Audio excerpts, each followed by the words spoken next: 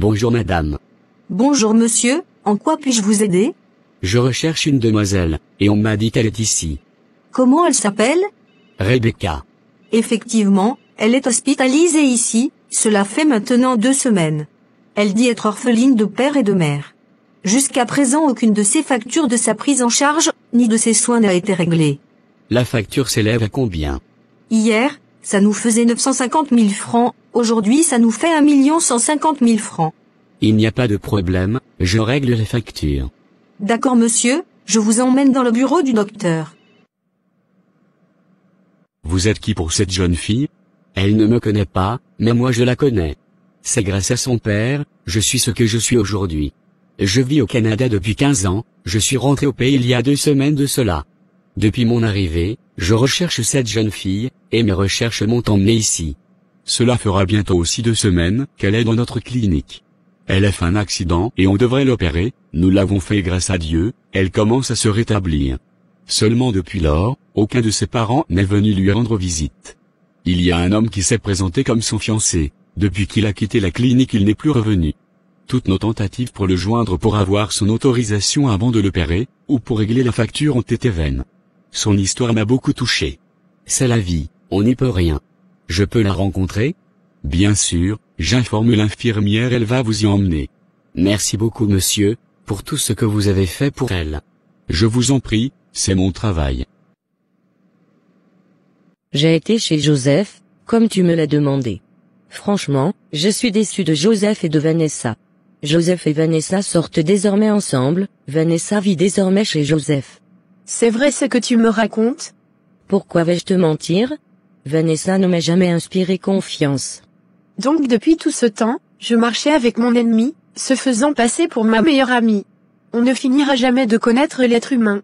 Mais je laisse tout dans les mains de Dieu. Si réellement, j'ai été sincère en amitié avec elle, et je n'ai jamais eu de mauvaises pensées contre elle, Dieu fera mon palabre. Les amitiés de nos jours, il faut beaucoup se méfier, on ne prend pas tout le monde comme son ami. C'est une grande leçon de vie, que je viens de recevoir.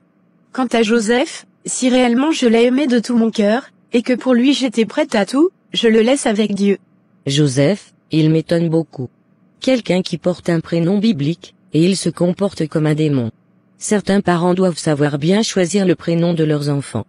Parce que tu ne peux pas t'appeler Joseph, et être un infidèle et un homme à femme. Tout ce que Dieu fait est bon, je rends grâce à Dieu pour tout ce qui m'arrive dans ma vie. Il a fallu que je sois dans cette situation pour connaître le vrai visage des personnes qui disent m'aimer.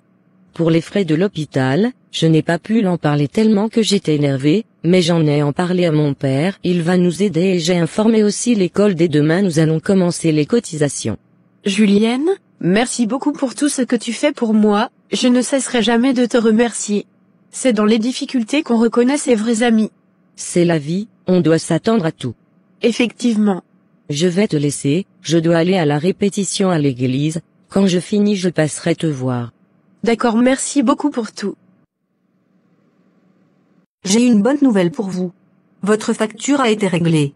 Ah bon? Par qui et comment? Par un bienfaiteur. Que voici. Bonjour Rebecca, comment tu te portes? Je vous laisse faire connaissance, à bientôt. Donc vous avez connu mon défunt père? Oui, j'ai connu monsieur Gabriel.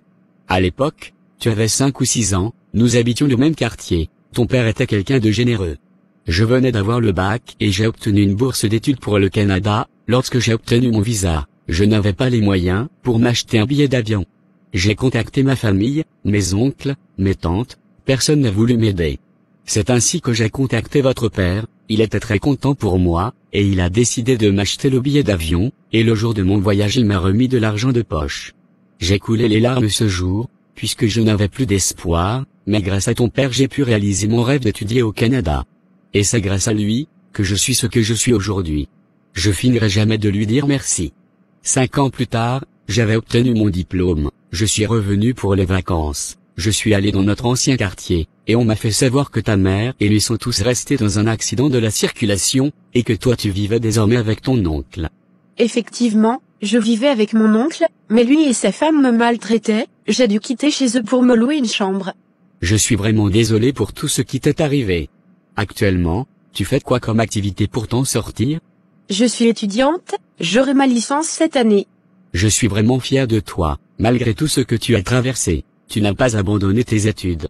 Le rêve de mon père était que j'étudie et que je sois une grande dame plus tard, c'est ce que je fais, et je sais de là où il se trouve, il est fier de moi. Désormais tu n'as plus à t'inquiéter pour quoi que ce soit, la graine que ton père a semée avant de s'en aller, c'est toi qui vas récolter les fruits. À ta sortie d'ici, je t'offrirai une nouvelle maison, une voiture, et l'une de mes entreprises qui sont au pays, et si tu vas aller continuer tes études en Europe ou soit en Amérique tu me le diras. Vous êtes vraiment au sérieux? Bien sûr, tu mérites plus que ça, ton père m'a aidé à réaliser mon rêve, à mon tour, je vais t'aider à réaliser son rêve, qui était de te voir devenir une grande dame. Merci beaucoup monsieur. Je suis tellement contente. Je vous en prie. Dans cette vie, le bienfait n'est jamais perdu. Vous avez effectivement raison, le bien qu'on fait aux gens, même si ces personnes ne nous le rendent pas en retour, demain que ça soit eux, ou quelqu'un d'autre, le rendra à nos enfants. Justement,